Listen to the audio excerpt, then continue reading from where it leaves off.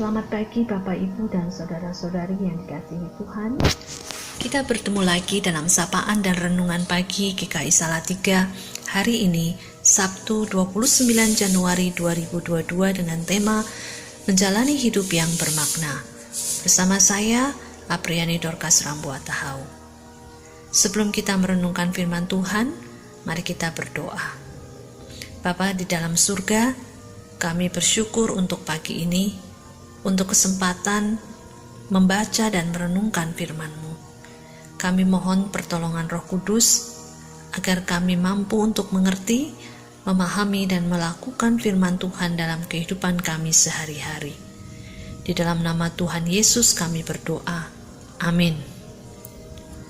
Bapak, Ibu, saudara-saudari yang dikasihi Tuhan, firman Tuhan yang akan kita renungkan bersama pagi ini didasarkan pada Mazmur pasal yang ke-90 ayat yang ke-12 yang berbunyi, "Ajarlah kami menghitung hari-hari kami sedemikian, hingga kami beroleh hati yang bijaksana."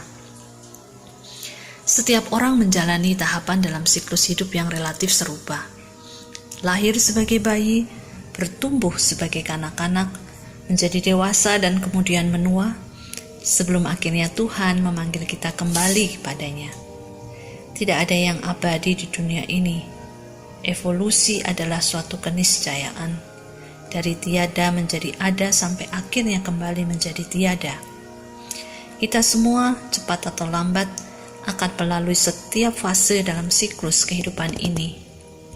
Tanpa terasa waktu berlalu begitu cepat.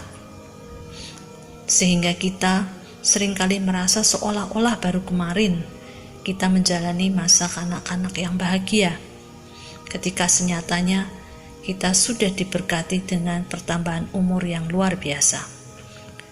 Firman Tuhan hari ini mengajak kita untuk bersikap bijak dalam menjalani hari-hari kita.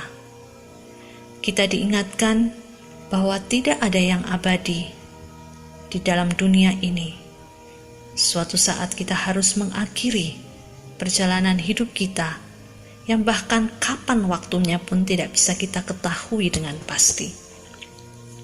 Menarik untuk direnungkan bagaimana sebaiknya kita menjalani hari-hari dalam hidup kita agar hidup kita menjadi bermakna. Jika ini dikaitkan dengan Mazmur 90 ayat 12, itu berarti menjalani hidup sesuai dengan kebenaran firman Tuhan, sehingga kita beroleh hati yang bijaksana, yang berarti pula kita memperoleh hikmat Tuhan. Dengan cara hidup yang seperti itu, kita dimampukan menjalani hari-hari dengan mengandalkan Tuhan yang berdaulat atas hidup kita.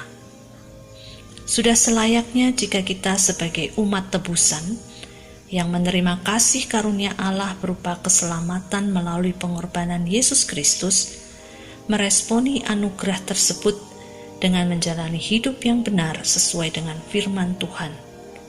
Menerima keselamatan berarti menjadikan Yesus tidak hanya sebagai juru selamat, namun juga Tuhan dalam hidup kita.